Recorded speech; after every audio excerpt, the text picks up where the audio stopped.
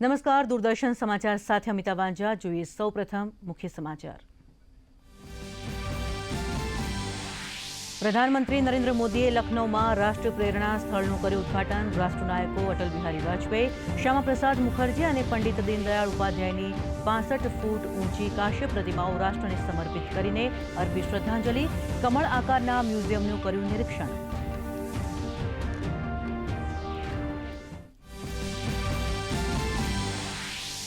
પૂર્વ પ્રધાનમંત્રી અટલ બિહારી વાજપેયીજીની જયંતિએ સદૈવ અટલ સ્મારક ખાતે યોજાયો શ્રદ્ધાંજલિ સમારંભ. રાષ્ટ્રપતિ, ઉપરાષ્ટ્રપતિ અને પ્રધાનમંત્રી નરેન્દ્ર મોદી સહિત મહાનુભાવોએ અર્પણ કર્યા શ્રદ્ધાસુમન.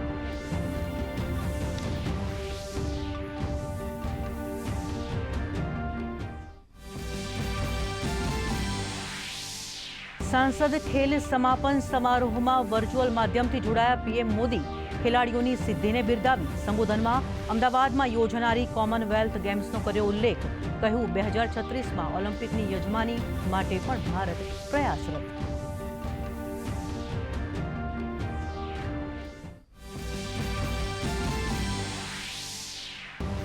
સાંસદ ખેલ મહોત્સવના સમાપન પ્રસંગે રાજ્યના વિવિધ વિસ્તારોમાં યોજાયા કાર્યક્રમ. કેન્દ્રીય રમતગમત મંત્રી મનસુખ માંડવિયાએ જૂનાગઢમાં, તો સાંસદ રાજપાલસિંહ યાદવે પંચમહાલમાં, ભરતસિંહ ડાભીએ પાટણ ખાતે વિજેતા ખેલાડીઓને કર્યા સન્માનિત.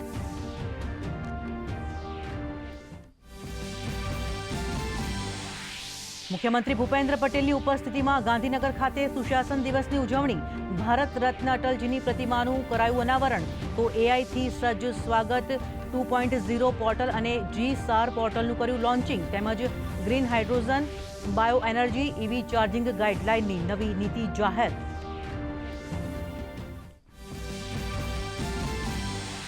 સુશાસન દિવસના અવસરે મુખ્યમંત્રી ભૂપેન્દ્ર પટેલ અમદાવાદને આપશે ₹350 કરોડના વિકાસ કાર્યોની ભેટ. દક્ષિણ ઝોનમાં 7 તળાવોનું ઇન્ટરલિંકિંગ.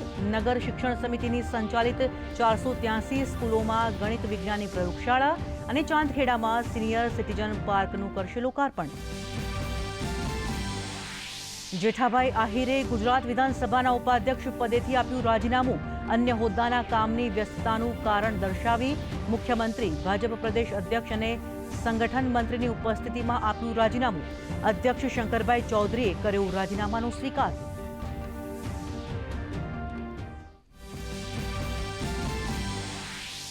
સાંજે મુખ્યમંત્રી ભૂપેન્દ્ર પટેલ અમદાવાદમાં કાંકરિયા કાર્નિવલનો કરાવશે પ્રારંભ.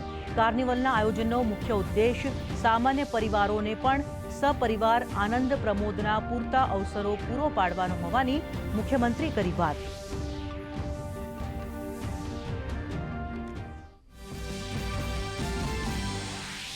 રાજ્યમાં ઠંડીનો ચમકારો વધ્યો. નલિયા ફરી એકવાર 10.3 ડિગ્રી સાથે ઠર્યું. ભુજ, ડીસા અને વડોદરામાં તાપમાન ઘટીને 13 ડિગ્રી. હવામાન વિભાગે કહ્યું, આગામી દિવસોમાં રાજ્યમાં ઘટશે તાપમાનનો પારો.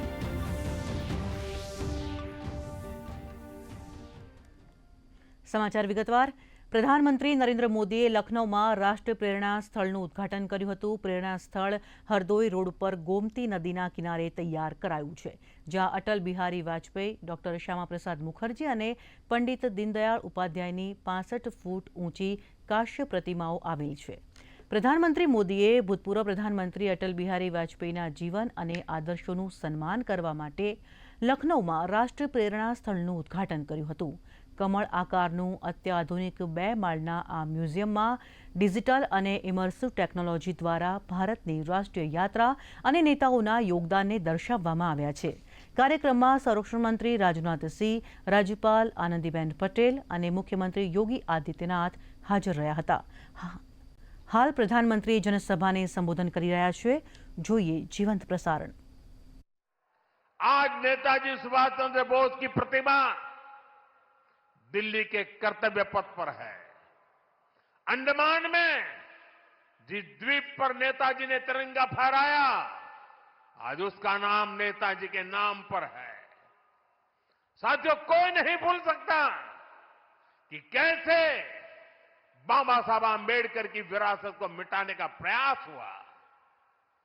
दिल्ली में कांग्रेस के शाही परिवार ने यह पाप किया और यहां यूपी में सपा वालों ने भी यही दुस्साहस किया. लेकिन भाजपा ने बाबा साहब की विरासत को मिटने नहीं दिया। आज दिल्ली से लेकर लंदन तक बाबा साहब आंबेडकर के पंचतीर्थ उनकी विरासत का जयघोष कर रहे हैं। साथियों, सरदार वल्लभ भाई पटेल ने सैकड़ों रियासतों में बटे हमारे देश को एक किया था, लेकिन आजादी के बाद उनके काम और उनके कद दोनों को छोटा करने का प्रयास किया गया। भाजपा है जिसने सरदार साहब को वो मान सम्मान दिया जिसके वो हकदार थे। भाजपा ने ही सरदार पटेल की विश्व की सबसे ऊंची प्रतिमा बनाई, एकता नगर के रूप में एक प्रेरणा स्थली का निर्माण किया। अब हर साल वहां 31 अक्टूबर को देश राष्ट्रीय एकता दिवस का मुख्य आयोजन करता है। साथियों, हमारे यहां दशकों तक आदिवासियों के योगदान को भी उचित स्थान नहीं दिया गया। हमारी सरकार ने ही भगवान बिरसा मुंडा का भव्य स्मारक बनाया। अभी कुछ सप्ताह पहले ही छत्तीसगढ़ में शहीद वीर नारायण सिंह आदिवासी म्यूजियम का लोकार्पण हुआ है। સમાચારમાં આગળ વાત કરીએ। આજે દેશના પૂર્વ પ્રધાનમંત્રી અને ભારત રત્ન અટલ બિહારી વાજપેયીજીની જયંતિ છે। આ અવસર ઉપર સમગ્ર દેશ તેઓને નમન કરે છે। અટલ બિહારી વાજપેયીજીની જયંતિ દર વર્ષે સુશાસન દિવસના રૂપમાં ઉજવાય છે, જે અંતર્ગત દેશભરમાં વિવિધ કાર્યક્રમો આયોજિત કરાય છે। રાષ્ટ્રપતિ દ્રૌપદી મુર્મુ, ઉપરાષ્ટ્રપતિ સીપી રાધાકૃષ્ણન અને પ્રધાનમંત્રી નરેન્દ્ર મોદીએ આજે રાષ્ટ્રીય રાજધાનીમાં તેમના સ્મારક સદૈવ અટલ ખાતે પુષ્પાંજલિ અર્પણ કરી હતી। સાથે પૂર્વ ઉપરાષ્ટ્રપતિ એમ વેંકૈયા નાયડુ, લોકસભા અધ્યક્ષ ઓમ બિરલા, ભાજપના રાષ્ટ્રીય અધ્યક્ષ અને કેન્દ્રીય મંત્રી જેપી નડ્ડા સહિત મહાનુભાવોએ પણ પુષ્પાંજલિ અર્પણ કરી હતી।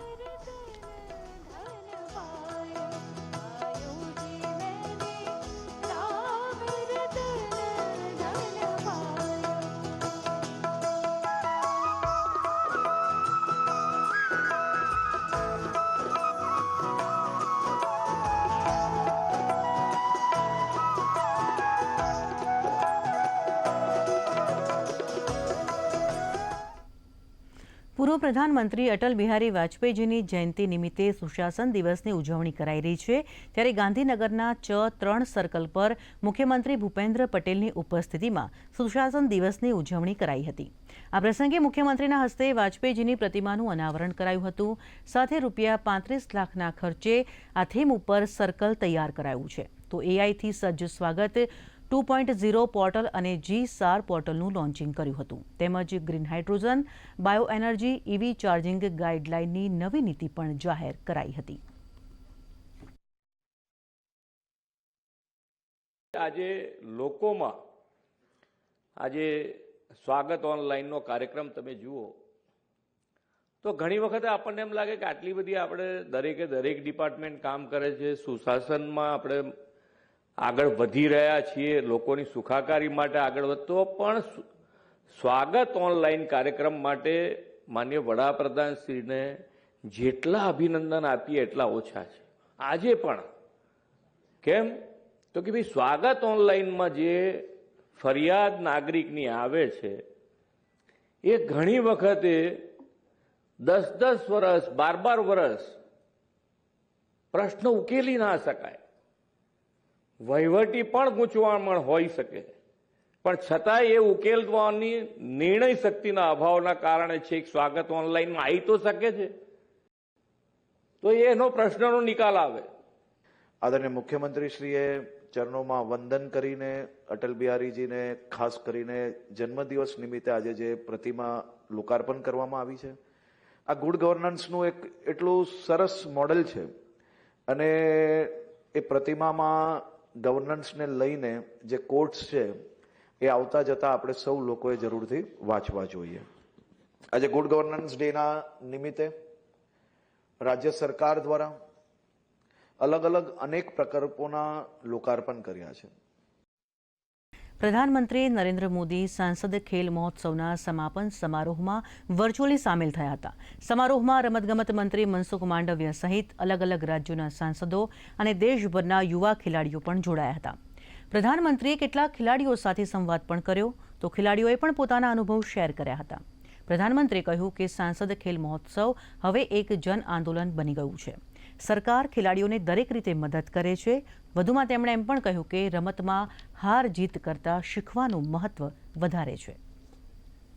इस कार्यक्रम का योजना करना, लाखों नौजवानों को जोड़ना और 1 करोड़ से ज्यादा युवा खिलाड़ियों द्वारा इसमें रजिस्ट्री करवाना, देश के हर कोने की हिस्सेदारी है और शहरों से लेकर गांव तक हर पृष्ठभूमि के युवाओं की सहभागिता ये दिखाता है कि इसका स्केल कितना बड़ा है.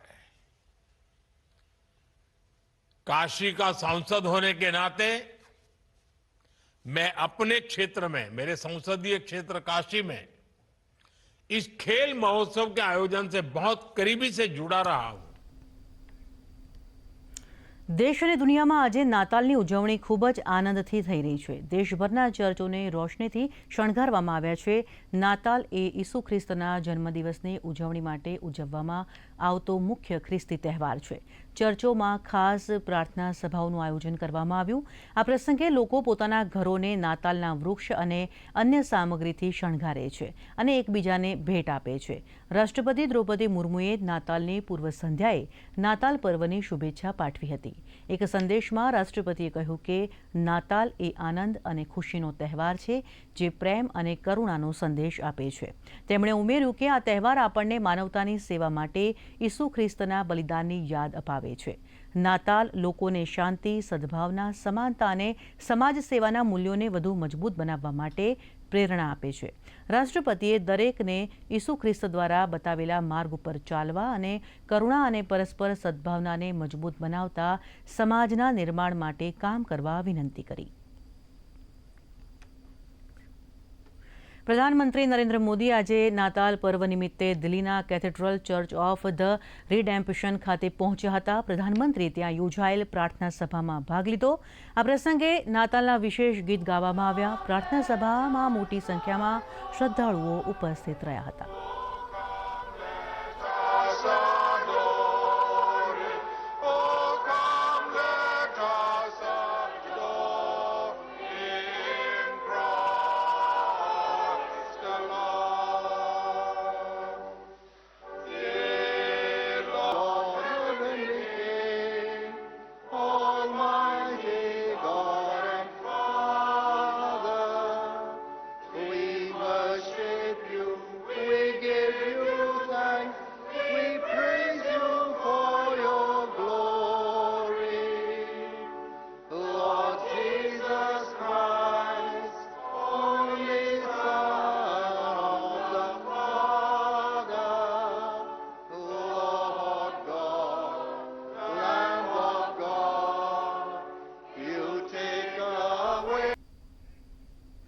કર્ણાટકના ચિત્રદુર્ગ જિલ્લામાં વહેલી સવારે એક ખાનગી બસ અને ટ્રક સાથે અથડામણ થતાં દુર્ઘટના સર્જાઈ. આ દુર્ઘટનામાં આગ લાગવાથી 10થી વધુ લોકોના મૃત્યુ અને અનેક ઘાયલ થવાની આશંકા છે.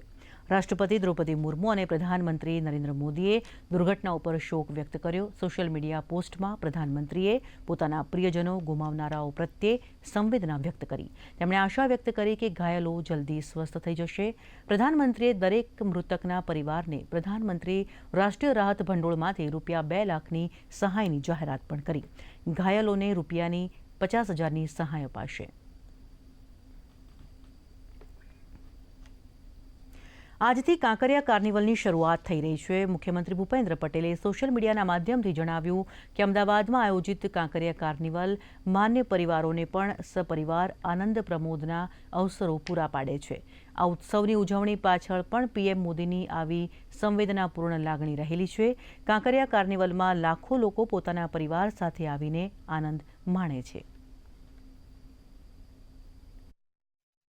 કાંકરિયા કાર્નિવલનો ઉદ્દેશ પણ તમે જુઓ તો કેટલો સુંદર ઉદ્દેશ એની અંદર સમાયેલો છે કે જ્યારે આ 25મીથી 31મી સુધી ઘણી બધી જાતની જુદી જુદી પાર્ટીઓ એમાં ધર્મ ના ધર્મ કઈ બાજુ પર મૂકીને બધા એમાં એન્જોય કરતા હોય, પણ નાનો માણસ છે એને એન્જોયમેન્ટ માટેનું શું, તો એની અંદરથી આ નાના માણસ માટે આ કાંકરિયા કાર્નિવલ સાહેબે એ દિવસે શરૂ કર્યો. આજે જુઓ તમે ત્યાં 10-10, 12-12 લાખ લોકો આવે છે. નાના માણસો માટે ખૂબ મોટી વાત છે.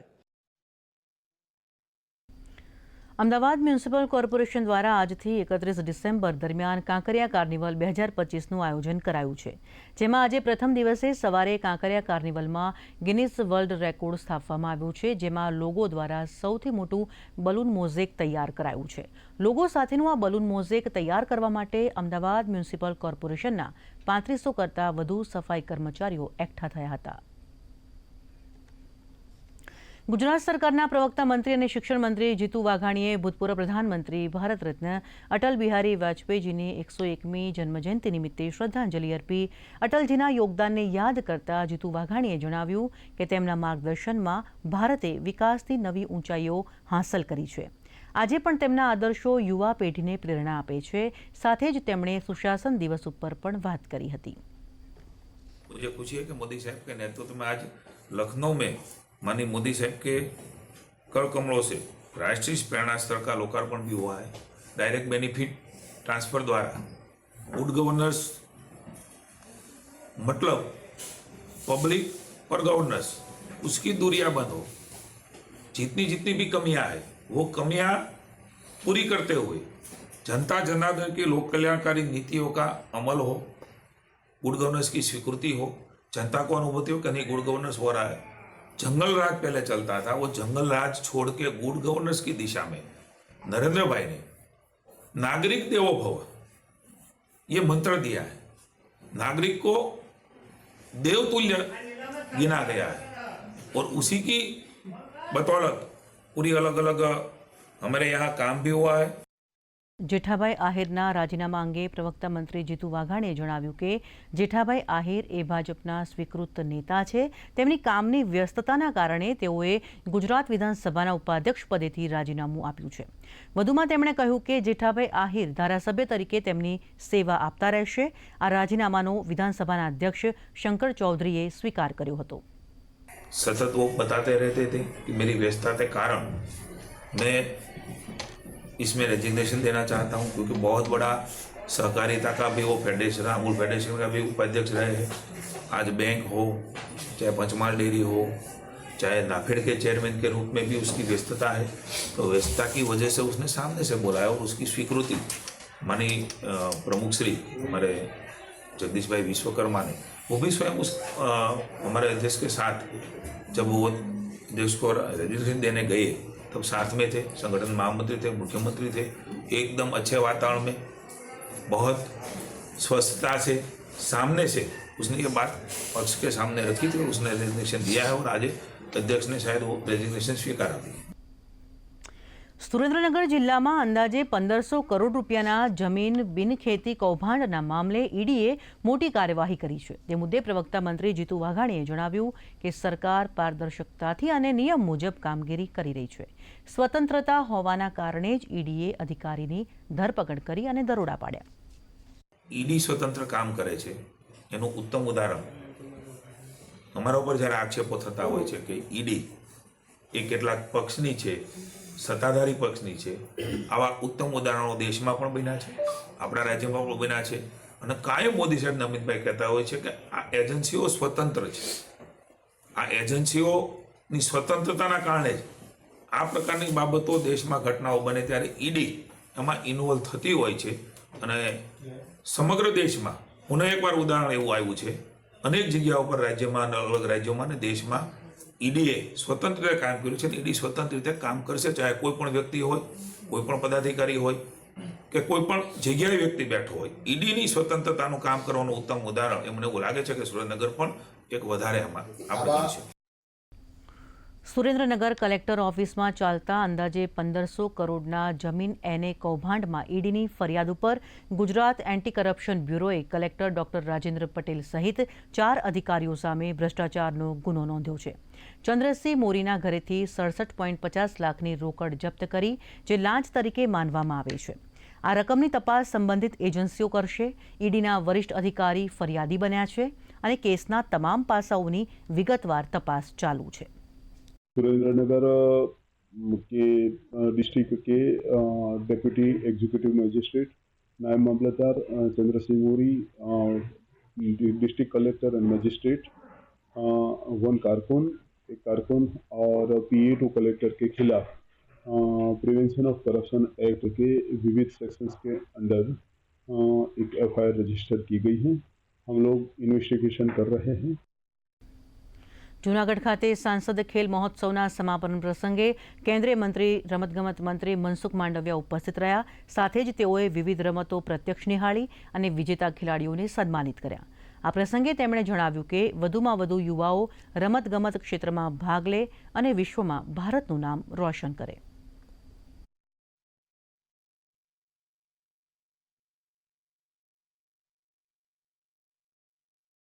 ખેલ એક સ્પિરિટ છે, સ્પોર્ટ્સ એક સ્પિરિટ છે, સ્પોર્ટ્સ એક જીવનશૈલી છે, સ્પોર્ટ્સ એ સંસ્કૃતિ પણ છે.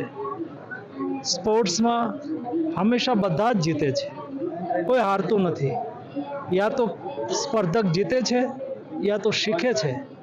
આ સ્પિરિટ, આ મંત્ર સાથે દેશની અંદર પુનઃ ખેલ સંસ્કૃતિ વિકસી રહી છે.